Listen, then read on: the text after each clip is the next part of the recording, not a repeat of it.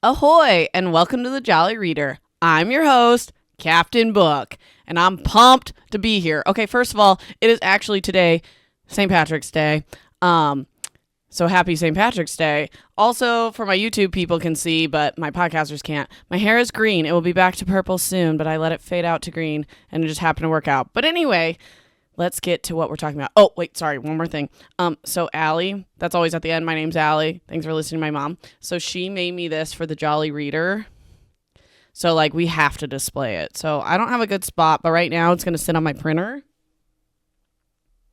And we'll make it a designated spot, but that made me so happy.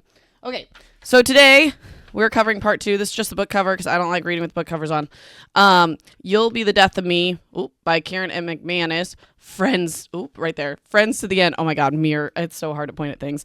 Okay, so last time we did part 1, and let's recap real quick. Oh, sorry. I'm all over the place. Okay, part 2.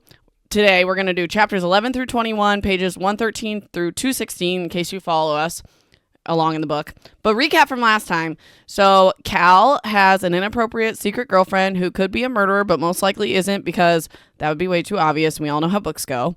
Mateo's just kind of chilling at this point. He has a much bigger role and emotions and more chapters in this section. So, we'll get into that more. Ivy is accused of murder, mostly by her classmates, and then that weird interviewer news guy. And then Ivy and Mateo did something sneaky that we don't know about yet involving the teacher that Cal is hooking up with, because last time we ended with Ivy and Cal kind of making up, and then she's like, we're gonna have to tell him what me and Mateo did at the, I believe, the donut shop or the coffee shop, or no, it's the coffee shop because they're going to the donut shop now. Okay, things to look forward to. More donuts, like I just mentioned. Breaking and entering, that gets kind of fun. And then there's a relationship roller coaster. I'll give you a quick guess on which 2 people that is. And then, most importantly, the list.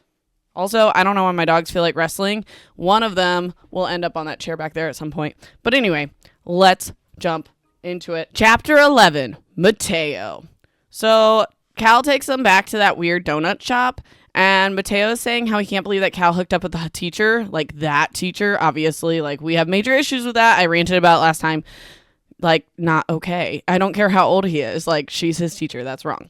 Okay, so Mateo makes several good points and says that Cal doesn't mention having many friends and seems like he's the kind of guy who would do anything just to feel a part of something. And, Miss Jameson knows that, so she takes advantage of that. So, that tracks. I feel like that's probably pretty accurate. And then also, it's kind of mentioned throughout. I don't know if I actually have notes on it, but, Mateo and Ivy are both getting calls from everyone, and, Cal's not getting calls from anyone. Okay, so he says that it's, when they talked to Miss Jameson at the coffee shop, she did see, well, I guess they didn't talk to her, but whatever, that she seemed genuinely surprised that Boney was dead. But she could just be a good actress because she has a fiance that works in the school and she's basically having an affair with a student. I know Cal says they haven't done anything, but let's be real right now. So obviously she knows how to lie. Mateo and Ivy are concerned that the donut lady recognizes Cal, and that she's like, okay, so if we have to lie about where we're at or whatever, this is Cal's normal spot. So she's definitely going to know, recognize them and know them and talk to the police and stuff. But Cal assures them that she wants to take down the man and she's not going to talk to the cops, whatever. I have a feeling that's going to bite them in the butt eventually. But anyway, also, Mateo thinks about his talk with Ivy and how he perceived rejection in middle school when she didn't respond to the sugar babies and how it shaped how he is now. Okay, that's stupid.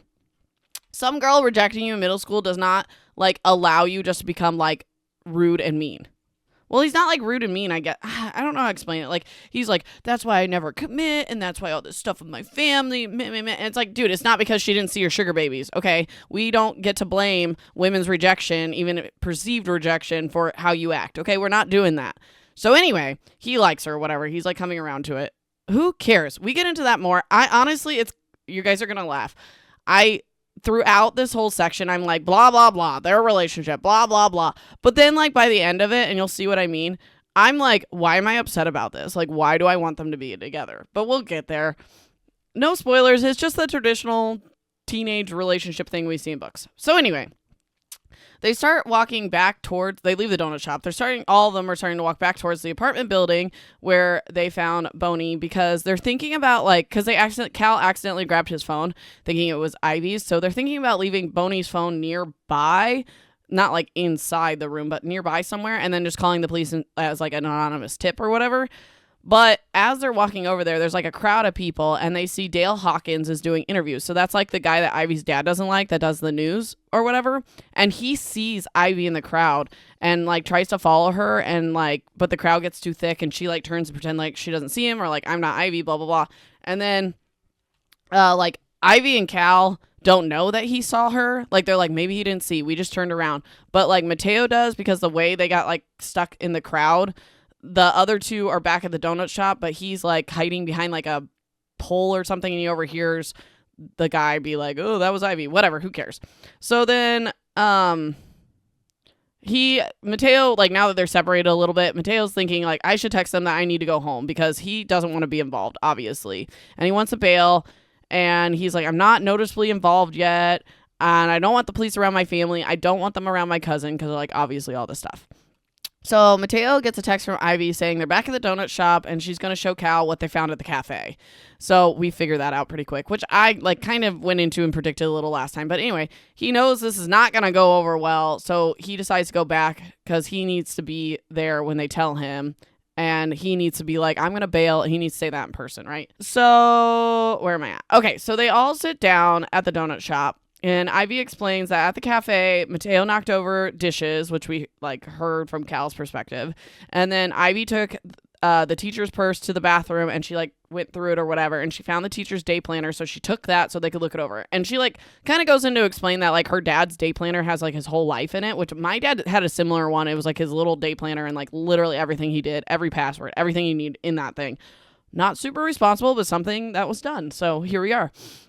So anyway, Cal's shocked by this, but not necessarily angry. But he does keep defending Miss Jameson and calling her by her first name, which I can't think of right now because I didn't write it down. I literally just call her the teacher because she's trash, whether she's part of this or not.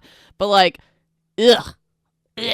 Don't literally. Okay, this is like a little side note story. My mom is still to this day, because I moved away or whatever, friends with my kindergarten teacher.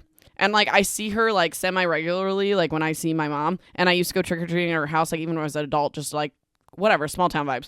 But anyway, I have never called her by her first name, ever. She's always Mrs. Blank Blank to me. Like, no. Anyway, so Cal is losing his fight, like, defending Miss Jameson. And the other two are making pretty good points of, like, why they should obviously... What? Go through with what? Oh, go through it. I thought like go through the plan. No, go through her book. So Ivy starts looking through it and mentions that Miss Jameson's handwriting is trash, which is kind of funny. She just like literally hates her. She's me in this moment. Like, okay, like I already don't like you. Your handwriting's awful. I don't like you. Your art is ugly, even if it's like the best ever. It's awful. No, I'm just playing. That's mean. You all know what I mean. So anyway, they're going through this. A card falls out. It's her favorite painting, which is like, I don't know. Cal says it. It's something I've never heard of. We're not, whatever. I'll get to it. And there's a note. And the note says, I quote, I love you so much, Angel. Let's make it happen. D. So Cal cringes and assumes it's like the coach, like her fiance wrote that. But the coach's name is Tom Kendall. 2 first names. Whatever. So it's definitely not him. And then Cal's like, well, it could be like a nickname. I kind of doubt that. Okay, this is stupid, but me and my boyfriend call each other Bugs and Babs. I would never assign it like -B. Like, that's not my name. It's like I write out Babsy or I write out my name. Like, that's stupid. So anyway,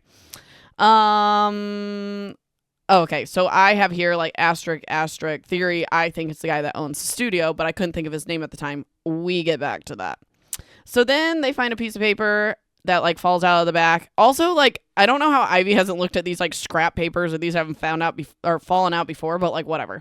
So it's a class list, but I don't think it's her class because she says she's never had Mateo in her class and like whatever. But anyway, there's a class list, and in red, Boney's name is circled, Boney Mahoney, and then there's another name circled, Charlie St. Clair, and Mateo to us describes a jock who's like has an older brother who throws parties and is friends with loser Gabe, who's Mateo's cousin's boyfriend. And then also like earlier that morning when the cousin was like, the less you know, the better, blah, blah, blah. And she got that phone call. Mateo saw the name Charlie pop up. He's like, oh, shoot, like, is this connected? So they go to like the final page of this class list. I don't know why it's 3 pages long for suspense circumstances or whatever. For suspense reasoning. And they see Mateo's name circled. Dun, dun, dun. Chapter 12, Cal. So none of them really accuse Mateo of anything because, like, he was there with them. He obviously, like, Ivy went in the building before him. Like, whatever. Whatever. We get there. Okay, so no one really accuses him, but Cal does say that Mateo knows how to, like lie and stuff, and like Ivy absolutely does not. So like, and they have a crush on each other, so like Ivy's gonna give him the benefit of the doubt, blah blah blah blah. So like Cal basically says like, I don't think he necessarily like killed anybody or like is massively involved in this, but I think he knows more than he's saying, and he's a good liar, which actually comes out to be true because of the stuff with his cousin, because like obviously they don't know about her selling drugs, which is like heavily implied, but it's confirmed in this section, so whatever. So Cal is also just like distracted by the love letter, the sentence of OD, blah, blah, blah. And he talks about how like, I'm assuming it's kind of like a postcard, this letter, like the paintings on the front and then the writings on the back. And he talks about how it's the teacher's favorite painting, but it's not like a common painting, you know? So it's like someone would have had to go out of their way to find this card because it's not like the Mona Lisa or something that's like easier to find. So he feels in his subconscious, he's like, I know the name D, but I can't quite figure it out. He figures it out later. So Ivy asks if Mateo is friends or acquaintances with Charlie or Boney Mahoney because she's trying to find a connection between the three of them. And Ivy just keeps accusing Miss Jameson over and over again because she hates her. And Cal repeats that, oh, well, she was in ceramics class. And they're like, anyone can lie about that. And he's like, no, she sent me this photo of this green bowl she sent. And Ivy's like, she could have literally got that off the internet and like saved it to her phone, or it could have been from like a past class or whatever. And Cal's like, that would be too easy to track. And Ivy's like, but you didn't track it because you're a stupid boy that likes her. So like, why would she try hard if she knows she can get it past you? She doesn't know that I'm going to be looking at it, Ivy, like whatever. So they hear a phone ringing and they're like looking at all their phones. It's not theirs. It's Boney's. Oh my gosh. Who's calling Boney Mahoney's dead phone? Dead Boney Mahoney's phone. Anyway, so it's Charlie calling. Super convenient. Cal answers it. Not really sure why he answers it because, like, it's Cal. But anyway, so Charlie's like, holy S, man. I've never thought I'd be this glad to hear or to talk to you. People have been saying you're dead. What the H happened over here? Did that guy ever show? So obviously he says the full words. I bleep so I can keep the podcast clean. Whatever. So Cal is like, is this Charlie St. Clair? Like, oh my God. Hey, girl. And Charlie's like, why are you asking me that? Like thinking it's Boney, like, duh, you know who I am. And Cal's like, this isn't Boney. And then like, so stupid. And then Charlie hangs up. Like, obviously he's freaked out. So also someone explain this to me because maybe I don't understand. So they answer the phone and then when they hang up the call, they're still locked out of Boney Mahoney's phone, which I think's stupid because okay, I'm not going to lie. I don't know how that actually works. Now I'm like looking at my phone. But I feel like if I answered a call, my phone would be unlocked. The same way, like, if I can do the little swipe thing to do a picture, then my phone's unlocked. I don't know. Anyway, so they can't get into his phone. Whatever. So, Cal's still, like, really stuck on the, like, him saying, did the guy ever show up? And not a girl being, like, the teacher. So, like, obviously someone else is involved. Like, she wasn't there is, like, what he's saying. Which we still don't know really what the heck's going on. But Ivy is still sure, like, she's the one that said Boney and Charlie are not friends, at least not at school. Like, she's in every extracurricular. Like, she notices things like they're not friends. So why the heck are they talking? Like, they might have a similar friend group, but they're not. Like, they don't, whatever. So she also says that Boney probably wasn't meeting someone from school because no one's gossiping about, like, anyone else being missing. Just, like, her. There's no one else missing that they, like, are gossiping about. So, like, it's probably not someone from school.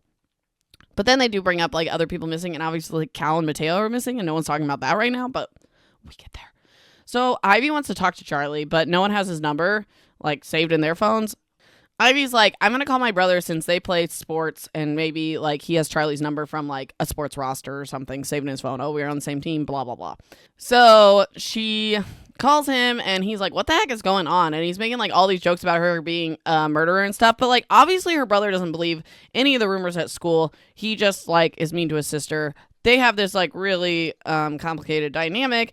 Ivy goes into it more. I can go into it a little more, but it's like one of those like read the book kind of things because it's a lot and it just like kind of explains their beef with each other, whatever. But she's like, she doesn't even say anything to any of that. And she's like, can I have Charlie's number? And he's like, tell me what's going on. And she's like, can I have Charlie's number? And he's like, stay away from Charlie. He's trouble, but like won't tell her why. But obviously if there's like drugs involved, like it doesn't necessarily mean her brother knows something. It's just like, oh, this dude's like notoriously like does drugs at parties, so I don't want my sister around him or whatever. But then she also decides to take this time to call her brother out for stealing the sugar babies off the porch that Mateo gave her. And he's like, okay, big who cares? And he doesn't say he doesn't have the number, but obviously he's acting like he doesn't have the number. So Ivy's like, he doesn't have the number. She says that to like the boys. And then she's like, okay, talk to you later, girl, bye, to her brother. And he's like probably super mad. Actually, he is, because he is mad in the next section. So then Ivy gets a text from her bestie, Emily. And it says, Charlie St. Clair just up and left school, walked right out. Everyone here is falling apart. But like Ivy and them know it's because he just tried to call Boney Mahoney and then they answered, which could get them in a lot of trouble, like long term. Like that was stupid. So anyways, this prompts them to go see Charlie in person. And he just like luckily lives 2 streets away from Ivy in her neighborhood. So, okay, but we'll get there in a minute. So Mateo's like, I'm starving. I'm going to go across the street to the McDonald's, get food, because all we've had today is freaking donuts. And then the other 2 stay at the donut shop. So while they're at the donut shop, Cal's dad, Wes, calls. He's the one that works at the college. I'm going to be completely honest with you. I have no idea what Cal's other dad does. I know they mention it, but like obviously Wes is the dad that's important. So like story-wise, Cal answers his phone and his dad like does not know he skipped school yet. And because they like did the fake parent, oh, they're sick calls. And Wes is like, are you okay? Does the school have people for you guys to talk to, like counselors? And like Cal doesn't want to lie and be like yes or no, because then I don't know, he doesn't want to lie to his dad. So instead he just like admits the truth and he's like, I'm good, we can talk about it tonight or whatever. Like not saying, yes, there are counselors, I'm at school, right? So then Wes reminds him that they have the Carlton Citizen of the Year award thing tonight where Ivy's mom is getting like the highest award. They talk about that award later. And then like the call ends. I don't know why everyone cares. Okay, like literally a child in the town from the high school was murdered and another child from the town is being accused of that murder, but we're still just gonna have this like award ceremony that all these people have to be at. Like, why are we doing this? Like, what are we doing, town of Carlton? So anyway, Cal wants to talk to Ivy about her and Mateo because Dum Dum is just now realizing that they've been acting weird because they like each other. He's like, oh, that's why Ivy always defends Mateo and calls him brave, but it's like hard on me, and that's why Mateo always has her back, and blah, blah, blah. Like, who cares? So Cal tries to tell Ivy that Mateo likes her back, and she just like shuts that down. She's like, I'm not worrying about this right now, blah, blah, blah. And she's like, this is not the time and place, and there's other stuff too, but she won't say what the other stuff. And that's like, that goes on the whole section. And like, honestly, I just split the books into complete thirds, like just as close as possible to a third that ends on a chapter. And we literally find out what the other stuff is in the very last chapter. So we will get there this time. But I said at this point, I'm assuming it's about her parents buying the bowling alley and like that whole thing, or like the bowling alley shut down, which it is, but it's not that part. There's more. Anyway, so Mateo walks out of well, he at some point he leaves the McDonald's and goes over to the 7-Eleven. So now when he's like heading back to them, he has a box of sugar babies for Ivy, and she just like melts and now they're blah. And I say, okay, like back to murder, please. Like, let's get there. This was kind of saying, like, I was like bleh about this, but by the end I'm like, I want them to be together. The next section is YouTube Carlton Speaks channel. And it's like the 2 boys in the car. I'm so sorry. I still didn't write their names, but I don't think either of them are involved. So it's like, whatever. And I didn't think they were going to have so many sections, but they're in the car. They're like in their own car and they're interviewing Emily, who's Ivy's best friend. And Emily's like, I'm here because you keep throwing around Ivy's name as like the murderer just because she wasn't at school. And she didn't like Boney because like obviously he beat her in the like school president thing. So they respond, they're like, facts are facts. And Emily, like, rebuttal is like, we should talk about everyone who wasn't at school today. If you want facts, like, you're only picking out the one person that missed school. And then she's like, Ivy doesn't have a problem with Boney. She's just upset she lost the election, which, like, literally anyone would. And also, like, enough to kill someone. I mean, I know people have murdered over less, but, like, we're talking about Ivy here. So they do point out that it's, like, out of character for Ivy to skip, which Emily's like, yeah, that is, like, out of character. But, like, also she wanted to skip, like, way before any of this happened, when she was talking on the phone with her parents in, like, her first chapter. Okay, so then one of the boys pops back in, like, he left for a second, and says, like, 500 people are watching this video, and that they have, like, quadrupled their usual views. And Emily's like, great, like, this is not gonna end well. Chapter 13, Ivy. So Ivy's excited about the sugar babies, obviously, but she keeps thinking, like, over and over to us, like, you have to tell him. And so like, I have a note in here. It's like, I'm not sure if I'm missing something or something we don't know about yet. It's something we don't know about yet. So she vaguely talks about how since they weren't friends anymore, like, they stopped being friends for a while, like, it was easy to ignore, like, her own bad behavior, but, like, now that they're, like, rekindling things, like friendships and stuff, she's gonna have to tell them. Okay, so they're in the car. Ivy's in the backseat. The boys are up front talking, mostly Cal. And Ivy mentions that her parents are on a plane, so, like, basically they have 4 hours to figure all this out. And Mateo's mom's in the Bronx visiting, like, that great aunt or whatever, so she hasn't called yet. And then obviously Cal's dad just talked to him, so that's, like, where all the parents are at in this situation.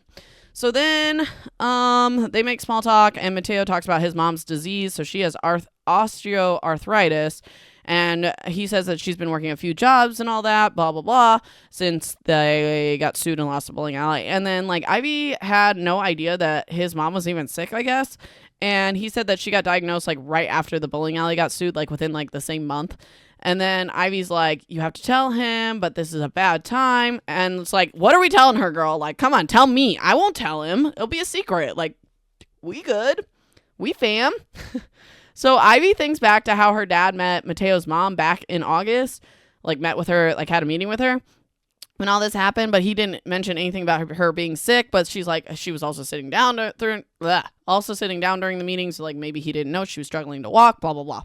And he did ask her to be involved in, like, a new property of his. I'm not, like, super sure about that, like, if she was supposed to manage it or whatever, but, like, obviously that didn't happen. So then Cal kind of interrupts everything because he needs directions to get to Charlie's house. Meanwhile, Emily is texting Ivy, and she says, like, call me, don't ignore this, and sends her a YouTube link. So, like, the interview that she just did in the car that we just talked about. And Ivy does the opposite. She doesn't call or anything since it went so bad with her call with her brother, and they're still figuring out, like, what's going on and what they need to do and what their stories are or whatever. So she goes on to talk about her strained relationship with her brother. That's what I was saying. Blah, blah, blah. Read the book. I said, I don't have time for this. But, like, the light version is, like, she wonders if he was the older sibling, if she wouldn't feel so much in his shadow because he's younger and he's better at school and blah, blah, blah, blah. Okay, boo-hoo, Ivy. Be your own person. Like, something about these characters blaming other people constantly, like, really freaking drives me crazy. So anyway, let's get back to the fun. So they get to Charlie's house, and his distinct red Jeep is in the driveway. So Mateo's like, I don't know, whatever they talk about. Mateo's like, I'll go take care of this. I'll go talk to him. So Mateo goes up to the door while the other two stay in the car.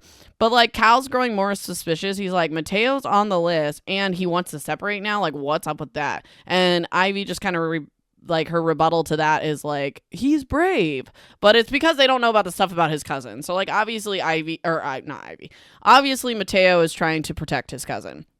So Mateo gets the door, he knocks, no one answers. So Mateo just, like, opens the door, it's already unlocked, and goes in and shuts it behind him, which is, like, wild to me. Do not shut that door. So, like, Ivy's defending Mateo's action this whole time, and blah, blah, blah. Cal's annoyed because she's super hard on Cal, but not on Mateo, like, about the teacher thing, whatever. So he's figuring out they like each other. Whatever. So then Cal and Ivy, they literally wait, like, through one song on the radio, and they're like, okay. Ivy's like, we gotta go follow him, and Cal's like, yeah, let's go. So Cal opens his trunk and has a baseball bat, like, just in case, even though he's probably never swung a bat ever. And then Ivy's like, what is that for? And then he's like, it's a prop for one of my comics. So then I don't know how much I explained in the first section, but, like, Cal writes comics and he's like the hero in his own story and blah, blah, blah. And Ivy like basically says like, oh, I liked your older stuff better, like back when they were young, like building the relationship and reminiscing over the greatest day ever and whatever. At one point he says, you sound like whatever Miss Jameson's first name is. And Ivy's like, don't insult me. So anyway, they debate if it's a good idea to go inside, and then like Cal's like almost dropping the bat because he's like so nervous and upset about it. And then Ivy grabs it and she's like, we have to go in. Chapter 14, Mateo. So Mateo is in like inside, obviously, and the whole house is ransacked. And he like announces himself. He's like, this is Mateo, like, Charlie, where you at? And he doesn't get a response. And he like says to us, like, the real reason he went in there alone is because he wants to know if Charlie was the Charlie that popped up on his cousin's phone earlier that morning, right? So Mateo hears some sort of noise downstairs, so he follows it even though he knows, like, this is a bad idea. And he gets to the basement, and they, like, describe it, and there's, like, 4 doors, and one of them's open because it's, like, a laundry room. And he, like, he's, like, looking around, like, trying to figure out what to do when one of the doors flies open, and he gets hit in the head with a metal object, which we later find out is a golf club. Ouch. So blood's running down his face and like straight adrenaline kicks in and he just starts fighting whoever attacks him until like Ivy's like, stop, stop, stop. So he's obviously, I don't know how obvious it is, but when you're reading it, it's pretty obvious. He's obviously fighting Charlie. So Charlie's like, what is going on? Why'd you break into my house? And Mateo's like, I tried to tell you I was here, blah, blah, blah. And Charlie's like, it's soundproof down here because we're rich, hoity-toity or whatever. And then, like, whatever. They kind of like, we're not the enemy here. We need to talk. So they all decide to go back to Ivy's house because obviously his house was just ransacked. But also, like, I almost feel like the place that already got hit by the bad guys is, like, the safest place to be because they're not going back. But anyway, whatever. So I also say at this point, in my opinion, Charlie's on drugs right now. Like the way he's talking and he keeps poking at Ivy, asking if she's real. We come to find out he's drunk, but that's fine. So they're back at Ivy's house and I said, oh my God, just wait. So I don't really know what that's referring to, but I just have like OMG in all caps for my this portion. So Ivy's cleaning up Mateo's cut on his face and she asked him like why he didn't leave when the house, like when he first walked in, the house was ransacked, and he doesn't really answer. He just kind of like walks around it and they like kind of pick at each other. And she's like dabbing his forehead and cleaning him up and puts a Band-Aid on. And he's like, wait, you aren't done. And she's like, what else could you possibly need? And he's like, I need you. And they start making out. And I said, about dang time. So, okay. Oh, it says, okay, here comes the oh my God part. So Cal comes around the corner, right? Like, knock, knock, housekeeping. And he doesn't catch them kissing, but he like raises an eyebrow at them because like obviously they were like probably on top of each other like 5 seconds before that. And he's been dealing with a drunk Charlie. So he's like, you guys get to make out in the bathroom. I have no one. And the person I like has someone else. And I'm with drunk Charlie. Like, let's get it together. So anyway, he comes around the corner and he's like, Charlie's absolutely hammered. He freaked out when he got the phone call and started drinking his parents' vodka. And Cal says he didn't take any oxycodone he stole. Like, at least he didn't take any of that. Like, any oxy. And Ivy's like, what? And Cal says, Charlie found a big stash of oxy at a party last month, and him and Boney Mahoney have been selling it ever since. And then he says to Mateo, and I freaking quote, he goes, along with your cousin, but you already knew that, right? Like, what? What? They were just making out, and then he calls Mateo out like that. Like, oh. I said I literally gasped and covered my mouth when reading it, like when Cal called Mateo out like that, because it's like so out of personality, but like it needed to be said right after they made out. But anyway, chapter 15, Cal. So Cal's pissed and he's ready to fight Mateo, even though he knows he would get his butt destroyed. So he basically is like, why'd you lie to us? And this information could have helped us so much. And also there's been, like Cal says, like there's been a huge spike in opioid use at the college that his dad works at. Okay, brain. Okay. Sorry, I don't have this written. So in the first section, I said I thought the parents were involved. So if his dad's like super against opioid use And we just learned in this next section, the award Ivy's mom's winning was she was like the lead statistician, like statistics or whatever, for the governor to report on opioid abuse. Okay, so at the end of last time, I said, I think the parents are involved because they're like giving us too much information about them. If Cal's dad and Ivy's mom all like are getting awards and like based on all this stuff, they would have motive to like go after the kids or like try to stop this selling of this drug. Oh my gosh. Okay, we need to talk about this later. So Cal says to Charlie that what does he say? Oh, Cal says to Charlie that they don't keep drugs at his house. Like Charlie's like, I don't keep the stash at my house. And asks if anyone's home at Mateo's. And Mateo's like, no, obviously his cousin's at work and his mom's out of town, but the house is probably ransacked too. And then Mateo's like, Autumn doesn't keep the pills there, but he doesn't know where she keeps them. So then Mateo doesn't put up too much of a fight and just like explains what he knew about the situation. And it's like mostly what we already knew. Like Autumn went to a party with Gabe, her crappy boyfriend that Mateo doesn't like, at an abandoned house, kind of like the one that Boney Mahoney died at. And then drunk Boney and Charlie somehow find like a bunch of pills in this outhouse. It's not a like toilet, like a house built off the property, like a side house or whatever, like a shed. Why couldn't I find that word? And anyway, Adam's like, I don't know why she's walking around out there, but she sees them and she's like, I want in on this deal because obviously she wants to make money to help her aunt. So then Cal and Ivy don't understand like what the heck's going on, and then Ivy realizes it and she's like, oh, this is to pay for Mateo's mom's meds because in the car he said they're like really expensive, it's been a bad time, whatever. So Cal's mad, but he knows if he was in the same situation he would still have his other dad and they have good insurance and he would never actually be in the same situation. Like, way to understand class differentials, Cal. Like, good work on you. So he's not that mad, but basically Autumn told Mateo that if she could sell 6 pills a month, she could afford the mom's meds, which, like, not condoning it, but like that's not that bad. And then we find out her situation, like it's like you really start to feel for her. So anyway, Cal says so Cal says to Mateo, he's like, I get it, even though he doesn't get it, but he's trying to extend like an olive branch because he doesn't want them fighting. And he's like, I'm glad they're not staying mad at Mateo because I was like not ready for that. But then we'll get there. So Ivy says we're making mistakes or like we're human, we make mistakes. And if we like never expect the fallout of it, and if we did know what the consequences were, we probably wouldn't make those mistakes. So like obviously Autumn's selling pills to try to help the mom. She did not expect Boney Mahoney to die, like, or she wouldn't have done it, obviously. So, and they catch up with her eventually, and she does say that to some point. So Charlie ends up calling them from the other room and tells Ivy that they're talking about her on the news. Chapter 16, Cal. So I have here 2 chapters in a row, ? From here on out, they do start doing that where like the characters will have back-to-back chapters. So it gets kind of confusing, like who's the point of view, because you're used to them alternating. So just kind of keep that in mind. But Dale Hawkins, that's that like crappy reporter or whatever, is outside the school, and the YouTube boys, he's like interviewing them and Ivy's best friend Emily. So Emily defends Ivy and says that the YouTube videos are only gossip, but like Dale Hawkins, like he ignores it because he's trash.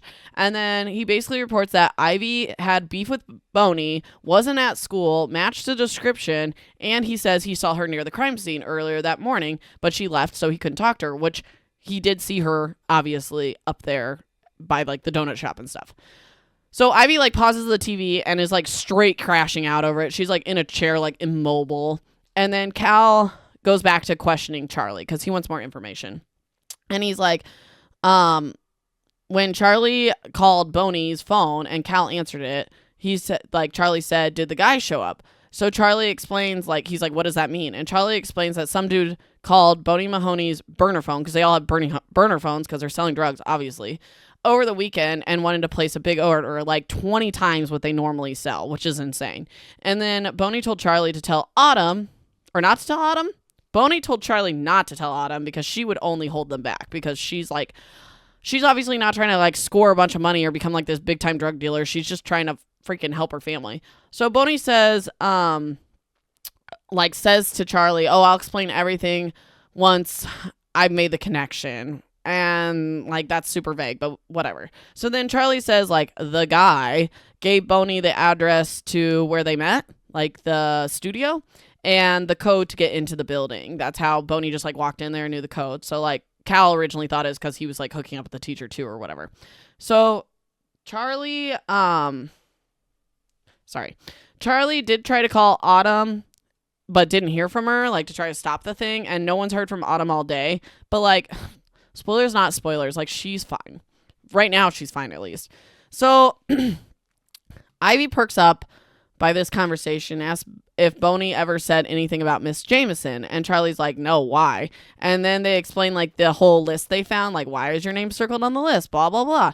And basically they like kind of deduce that like maybe it's a last name thing. Like Autumn's graduated, so she doesn't go to Carlton High, but like, so if she only knows last names, she might assume it's Mateo, and he kind of like fits that look or like that vibe.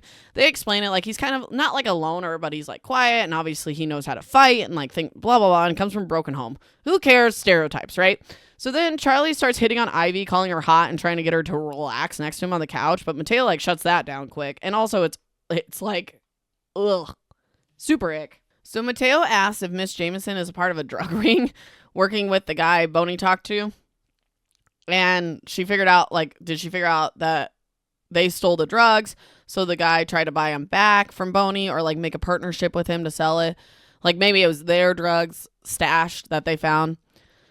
But the guy, but if the guy got what he wanted, like the drugs, he wouldn't have ripped apart Charlie's house, like because he's going around trying to find what they took from him. Or this is like the assumption at this point. So then Mateo's like, well, how many pills did you take? Because why are people like murdering and ripping like apart houses over this? And Charlie's like, a lot, like 100. And they're like, 100? And he's like, bottles. I have it written in all caps. Like, are you kidding me? So they kind of break it down. So they're like, okay, that means if there's only 20 pills per bottle and you sell them at 80 a piece, which that's what they said, they're basically stole like hundreds of thousands of dollars worth of pills. So yeah, like this is a big time operation. Like Cal asks, like, how did this big time operation hunt down and kill you, figure out, or like not him, obviously he killed Boney, but like figure out that you guys were selling the drugs. And then Charlie goes on this like whole thing about the quote unquote weasel. So Charlie's older brother, who was a senior last year, had a theory about the weasel. So every time at Carlton High, like every time someone had a side drug business, how common are these? What do you mean every time the high schoolers just decided to have like this fun little common like side drug business? Like what? Anyways, it says they would get shut down. Obviously, they're teenagers. So the buyers either wouldn't show up or the supplier would back out. And Charlie's brother always blamed the weasel. He said like the weasel's making rounds at parties to rat him out. So it's like a narc or it's competition. Okay. I don't know. I don't know how I feel about that. So Charlie didn't tell Boney or Autumn about the weasel or whatever because he said it was stupid and his brother's like a conspiracy theorist and stuff. So like it's probably not true anyways. But it's like also like, couldn't you like tell if you're going to parties and stuff where there's drugs? Wouldn't you be able to tell like, yeah, these people do like shut down? Like I feel like you could track if that was true or not. But anyway. So Ivy like lightly. Oh, okay, hold on. So Charlie tries to shift the blame and asks how Miss Jameson's like involved in all this because she wouldn't be at parties like that and everyone would recognize her, obviously. And Ivy like lightly, like not full detail, explains that Miss Jameson might have been involved with like the wrong guy, referencing the like note they found that says like D or whatever. And Mateo asks Cal if he knows anyone that would have already had access to the building like Cal did when they first got in with the name starting with D. And then it hits Cal and he's like, okay, when I was thinking about it earlier, I was led by jealousy. I was thinking about my classmates, like anyone else she could be with. And now that you're saying it to me, I forgot like an idiot, like me, Maria, I forgot that the guy who used to rent the studio and lets Lara use it is named Dominic. D. Which obviously. Okay. Chapter 17. Ivy. Hello. So Ivy asked how Cal knows Dominic's name. Valid. And he says that when they met at the cafe, like earlier or whatever, when they stole her purse or whatever, she got a call from him right before she left. Like the name Dominic popped up and she's like, oh my gosh, I have to take this. Which I'm sure all of you that probably binge watched my episodes were like, duh, we remember this. But like there's been time in between me making these. So Charlie asks who Laura is. It's Lara Croft. And they explain that it's the art teacher or whatever. And he's like trying to give Cal a high five about it and stuff. And they're like, it's not like that, but it is. But like, it's not. You don't get to be. You have no lines in this play, Charlie. You don't get to be a part of this. So then Ivy like Googles like artist wherever they live. Not Boston, New York, whatever. She Googles Dominic who artist, blah, blah, blah. And it comes up with Dominic Payne. Okay. And they recognize like one of his paintings as the painting. There's like a painting in Miss Jameson's classroom that's signed by the artist, and it's like, so when they do this Google thing, they see that it's Dominic's painting. So like obviously they're probably Googling the right person. So Mateo's like distracted, but like he's not really paying attention to this whole conversation, and he's like, I haven't heard from Autumn all day. So he's gonna call the place she works to get the route so they can find her and tell her like what the heck is going on, because she's probably just been working and driving, haven't checked her phone or whatever. And this is like the knife sharpening company, so like the murder van or whatever, which they make like a lot of references to, but like we understand what that means, so I'm not gonna like explain it too much.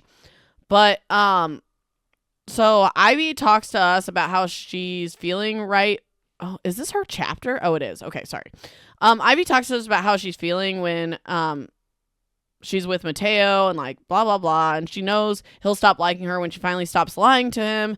And it's like, tell me, Miss Girl. Tell me. We get there. And then I was very upset about it because she tells us in the last chapter, and I don't read ahead before I record. So I've just been sitting on this information. So anyway, so Mateo's like, I'm going to go in the kitchen and call to see like if I can get her route or whatever. And Charlie turns to the pause news and like turns it back on. So the YouTube boys are basically saying like all Ivy wanted was to be class president, and she snapped, and Emily's still defending Ivy. And this prompts Ivy to text Emily and say like, I'm sorry, you're the best friend ever. Like I had nothing to do with Boney's death. So then Ivy looks at all her texts from her brother and he's like, I'm going to tell mom and dad, you're going to ruin mom's night with all this. Then he says, I'm still going to Olive Garden after school with my friend, like you even care. And it's like, she's being accused of murder and you're worried about Olive Garden, my guy. I don't know. That just like super made me laugh. But Ivy, she obviously feels bad for her mom and like obsesses. This is like narrated throughout, which I'm like going to leave out a lot of this, but like, she obsesses in unrealistic ways, like, I can make this night work. If I can just get home by this time and I wear a less complicated dress with buttons, I can still get there, blah, blah, blah. Ship has sailed, my girl. So Mateo comes back and says that they have to go to... What? Oh, okay, sorry. I got confused. Mateo comes back from the kitchen. He's like, we have to go to the business because the boss wants to see Mateo's ID and prove he's family before giving out Autumn's route to strangers, which good on you. We actually, like the first restaurant I worked at, like if people would call up for their schedules, like if I was like, hey, what's my schedule this week? They would not give it to me. Like I had to physically come in store, which like I super appreciate. But anyway, so Mateo asked for a ride from Cal because obviously they all rode together, and Ivy's like, I'm going too. Okay, whatever. So then Cal says they should go to the police. He's like, this is getting a little heavy. There's like drugs and murder and like, I'm uncomfortable. They all, like, including Charlie's like, no, we're not going to do that. And then like Mateo's like, Autumn's technically adult, so she would actually go to prison, unlike rich white Charlie over here, who's just going to get like a slap on the wrist and probably nothing, right? So then Charlie tries to blackmail Cal into like not snitching because he's like, oh, my brother goes to like whatever college that Cal's dad, Wes, works at. And my brother says, your dad's real popular, which I don't know why that stuck with me in like a super weird way. Like, why would you explain him? Like, okay, I'm going to be honest with you, and I have nothing to back this up. That triggered me to be like, he's popular with the students in an inappropriate way. But we'll get there. So anywho, Charlie basically says he'll tell Cal's dad that he's having an affair with the art teacher if he tries to rat Charlie out for all this business, right? So Charlie's like, I'll just call my parents and say we got robbed because we're rich and that stuff happens, and they'll call the police about it, and it'll seem like an unrelated incident, and I'm good to go. And Charlie's like still drunk, so they're like, well, we'll drive you home. And he's like, I don't want to go home and get murdered. Drop me off at my brother's house like 5 minutes away. So whatever, they do that. Who cares? So they all leave, and Ivy puts on her brother's hoodie and tries to hide since she's been on the news. So she has like her hoodie up, and obviously he's probably bigger than her. He like plays lacrosse and stuff. But also I found it like very interesting that like that's what the hoodie she wore is her brother's. Like I almost wonder if like, one, is her brother going to get roped into this because someone's going to see his sweater? Or two, she like super hates him, but that's like the safety comfort thing. I don't know. I just thought it was interesting. So anyways, they Cal drops Charlie off, and then they're all heading to Ivy's work now. Chapter 18, Ivy again. So they get to the business, and Cal stays in the car, and Ivy and Mateo go in. Not really sure why. Cal probably just doesn't want to deal with them anymore.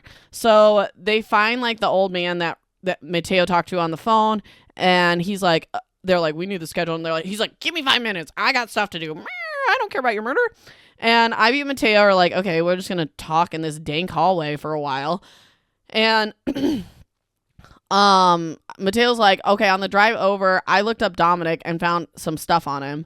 And so this is like what he found in the Google thing. Him and some other artists tried to open an art gallery, but almost went bankrupt like immediately. Not really sure why. Probably because it's like you don't make money off of art galleries like that unless you're like selling art. Anyway.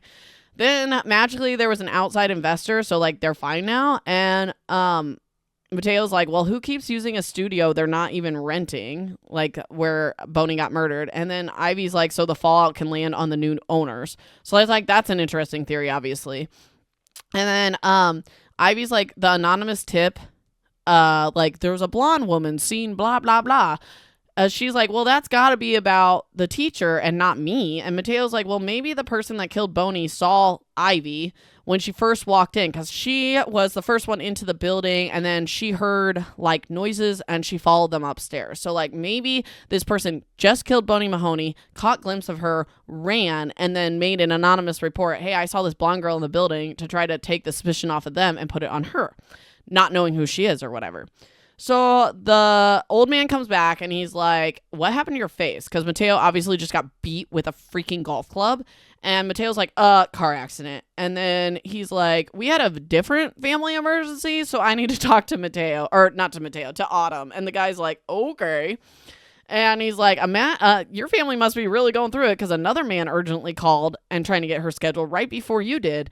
And I didn't give it to him, but he hasn't come up here yet. And he didn't leave his name or anything. So then he looks at Mateo's ID and he's like, I gotta get a copy of her route. You can come down to the office or you can stay. And they're like, we'll just stay. So Mateo's like spiraling, thinking Autumn's dead. She's not. And Ivy talks to him down, and then the old man comes back, and Mateo like kisses her on the cheek. La-di-la, they like each other, whatever. And Ivy's like, to us, it's all gonna be okay except for between me and Mateo, because I have to tell him and he's gonna hate me forever. So then it's YouTube Carlton Speaks again. The YouTube boys are back trying to get reactions from students because school just let out. So they're like interviewing people leaving the school. And some people are just like, shut up, let the police do it. I don't care, you're stupid boys. And then they like talk about like other students talk about how like Ivy's a good girl gone bad and like this is crazy. And then Emily comes up and says like she heard from Ivy and Ivy said she wasn't involved. And the boys were like, duh, like she said she wasn't involved. Like, which, in their defense, like, if I murdered someone, I'm not going to be like, I was involved. I'm going to be like, I wasn't involved. What are you talking about? So then she's like, well, you guys didn't do your basic research, so I did. There was 12 abstinence. Nope, that's not it.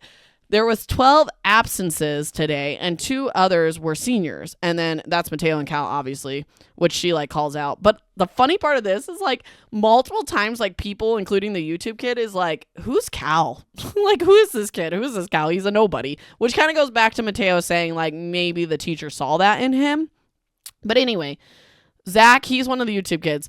I must have written down this time, defends Mateo and says he's homesick because they're like kind of friends or whatever. And even like Mateo makes some comments about that. Like, what is Zach doing? Like, he knows me better than this. But they're not like best buds or anything. But anyway, Emily's like, well, if Ivy's guilty for being absent, so is Mateo. I'm like, a valid point, but let's not be dragging everyone into this. So then the YouTube kid sees Daniel, like that's Ivy's brother, walking, and asks if he wants to make a statement. So he gives them the double bird and walks off. And the YouTube kid's like, powerful statement. Chapter 19, Mateo. I think Mateo has the last 3 chapters we're doing. So Cal is, they go back, obviously, and they're like trying to find Autumn. They have like her schedule now. And the old guy was like, she's on track. So like her last stop, she was on time. So Cal is driving to get to the place that Autumn's supposed to be at next. And then Cal waits outside because her van's not there yet. And then Mateo and Ivy go inside to ask like if she's been there already, because if she was ahead of schedule for some reason, they'd want to go to the next place, obviously. So they go in and ask the host if Autumn's been there, like has the murder van been there, whatever.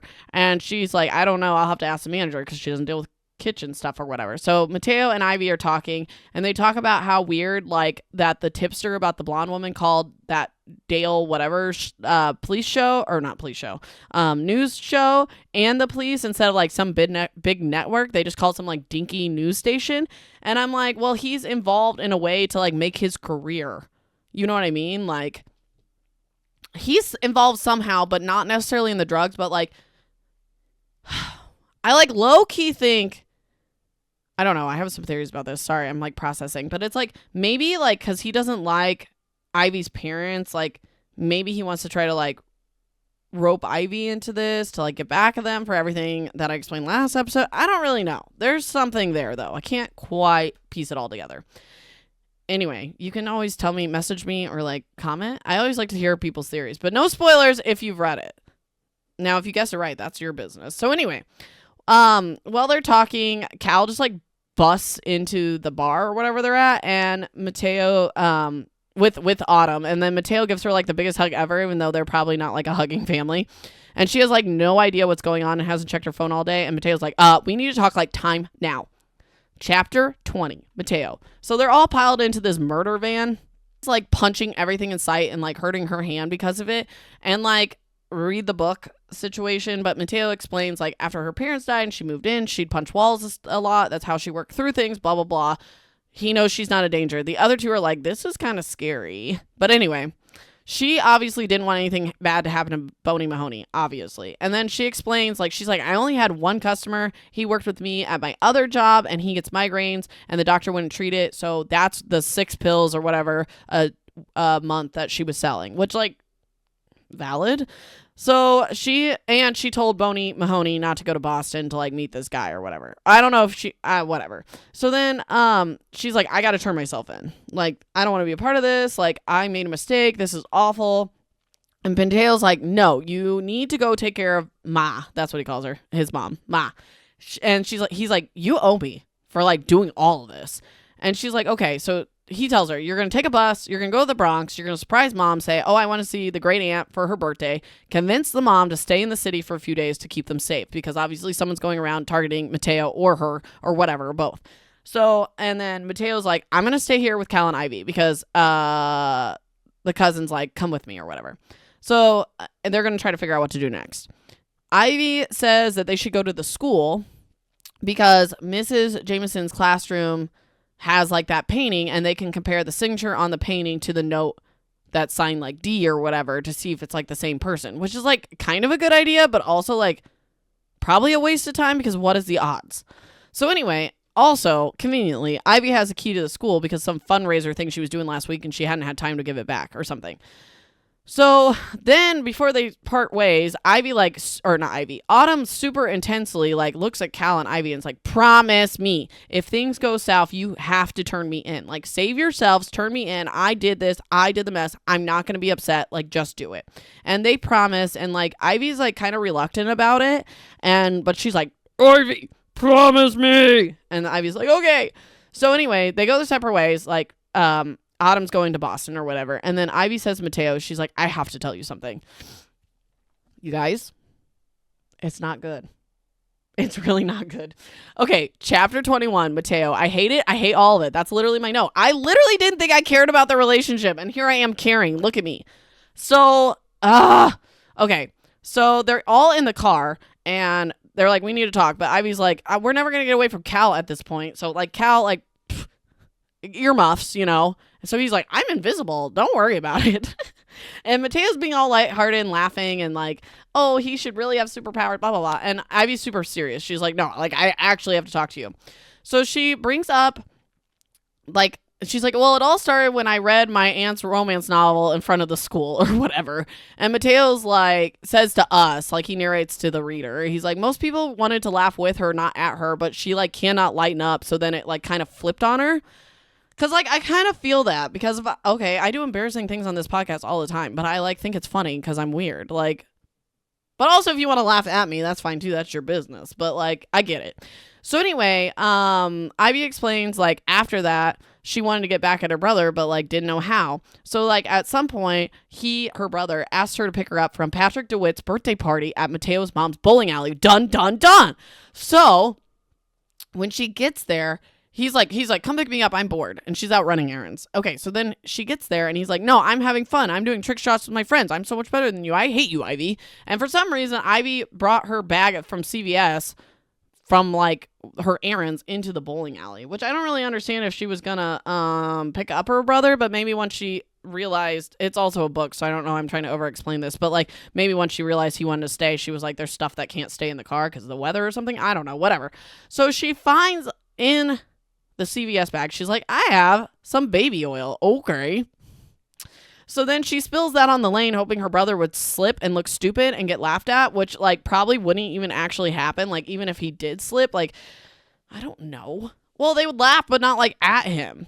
And he'd probably be like, oh, look, I'm an idiot. And I still got a pin. Like, I don't know, whatever. But as we know, Patrick fell instead, wrecking his shoulder, causing his parents to sue the bowling alley, causing Mateo's family to lose a business, causing Autumn to sell drugs, causing Boney Mahoney to die. Like, here we are.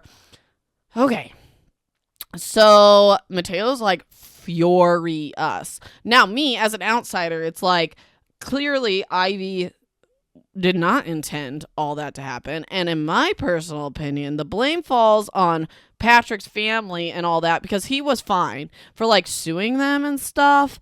I don't know. It's very like, yes, she did wrong, but also like Mateo's too mad about this. Anyway, so he's super mad. Ivy's crying and she's like, I didn't know there was a lawsuit until after it was like all over because it was summer break. And darling, I was out of the country with my mother. Like, that's going to make it better? Don't tell him that. Anyway, I thought that was kind of funny. But then she's like, when I found out everything that happened, I tried to make it up to you and I asked my dad to offer your mom a job. Ooh, don't say that. I feel like that didn't go over well. And then she obviously didn't know Mateo's mom was sick. And then Mateo is raging at this point. And he says some like really, really hurtful things and very immature and I didn't appreciate it. But he's like, you turned my cousin into a drug dealer. Okay, first of all, I get the order of events, but also choices were made by... Also... Okay, I don't even think Autumn would agree with that, if we're being completely honest. She would be like, I made the choice. I ran into Boney and Charlie at the party and wanted in. Like, yes, our circumstances, we need money, but like, I'm in charge of it. Like, this is my decision anyway. But that's because she's the only adult in this situation. So then, and then he says to Ivy, he's like, you try to replace my mom, like having your dad offer one because you took her business from her. Okay, let's calm down. 15 or 16-year-olds driving. 16-year-old Ivy did not take your mom's job, okay? Like, let everyone freaking calm down. So then Ivy's like, I'll make it up to you. And she's like crying. He's like, how? Build a time machine? Like, such a boy. I'm sorry to my boy listeners. I don't honestly think there's very many of you, but I love you if you're out there. But like, what the heck? So then he's like, not only did you ruin my family, but it's like even worse because it was all because you're petty, because you wanted to get back at your brother. Like, what a stupid reason to like ruin everything in my life, which that's valid. And he's like, if you could just get your head out of your butt and stop acting like every joke is the end of the world, none of this would have freaking happened. Which, like, okay, valid. But then this part I don't really get So he's like talking to us and he's like, also, F Cal too. I'm mad at him too because this whole day is because of him and his stupid teacher and skipping, blah, blah, blah. And I'm like, this is not Cal's fault. Okay, baby boy Cal did nothing. He's like, he's ready to go to the police, poor guy. So then Mateo's like, if it's not clear, Ivy, I'm done with you. You're pathetic and I don't want to see you ever again for the rest of my life. And Ivy's like, oh, it's clear. Like, it's clear to all of us, Mateo, but also it's clear to me who's read a book before that you guys are going to get back together. So anyway, Mateo's like, as soon as we get to Carlton High, I'm out. I'm going home. You both can go to hell, and I hope Ivy burns there. And that's where we freaking end. And I just shook my whole thing because I'm upset about it. Like, when they kissed, I was like, finally, we are here. And then Ivy blew it up. And then Mateo made it worse. And also, Cal's a victim, okay? So that's where we end this section. So let's just like knock out my lingering questions and predictions so I can start reading again because this is awful. So Ivy, okay, so like obviously my prediction is Ivy and Mateo will eventually get back together, obviously.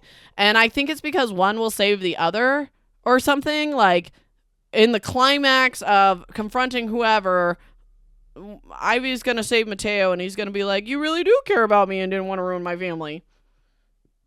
I also think Mateo's mom's going to get like the bowling alley back or like some sort of whatever. They're going to be good to go like money wise. But that's just, sorry, I keep hiccuping.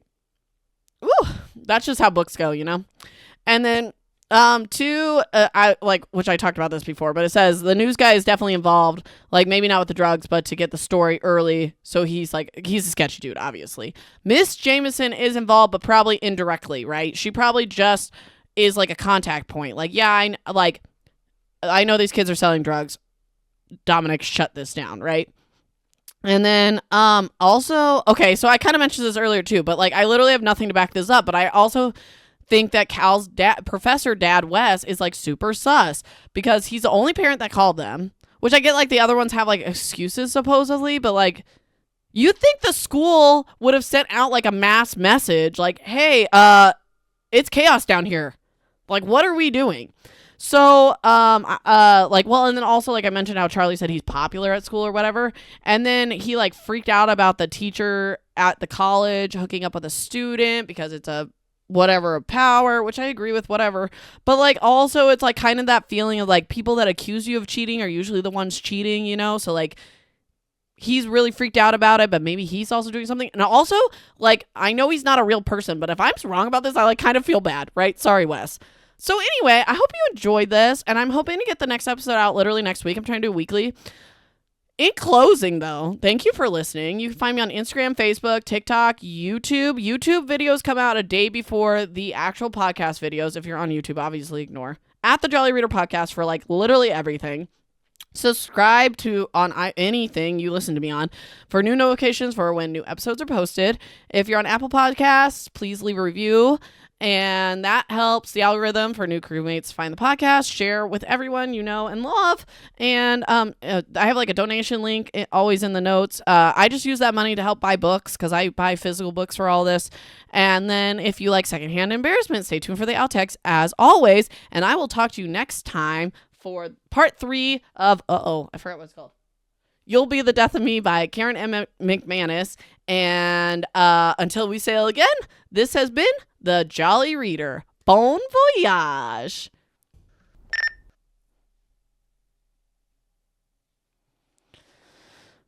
Okay. Pause. Hey, you made it to the outtakes. Let's do it.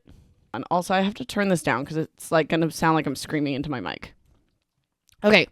So anyway, Mateo also says that it's that the teacher seemed surprised when they said that Boney's dead or whatever. I'm so sorry.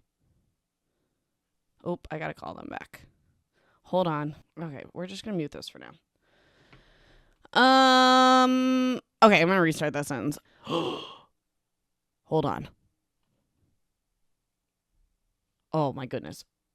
He needs to tell them that in person. I had to re-say that because I accidentally hit the space bar, which pauses my recording on my podcast, like the thing I record for the vocals. Oh my God, that scared me. Okay. Not going to have this happen again. Oh, I can't say that. Him, so like, oh my God. Her and him.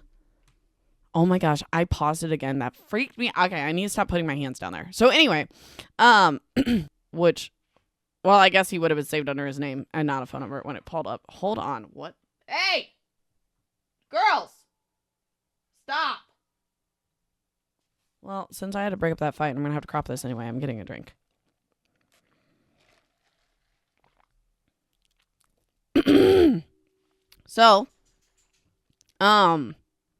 So,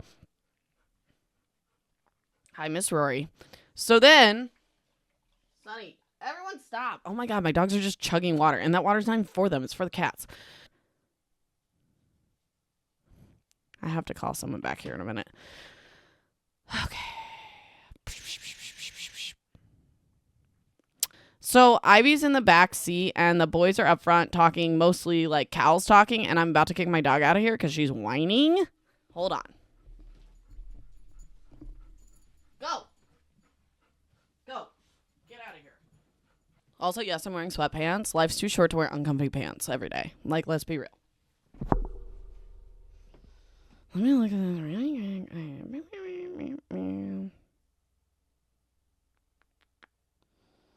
Rick.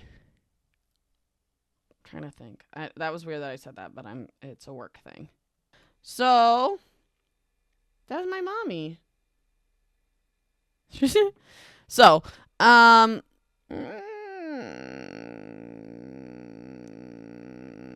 okay.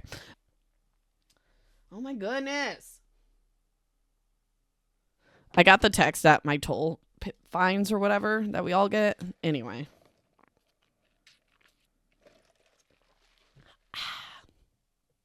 Oh, I forgot to do my outro in between. Hold on.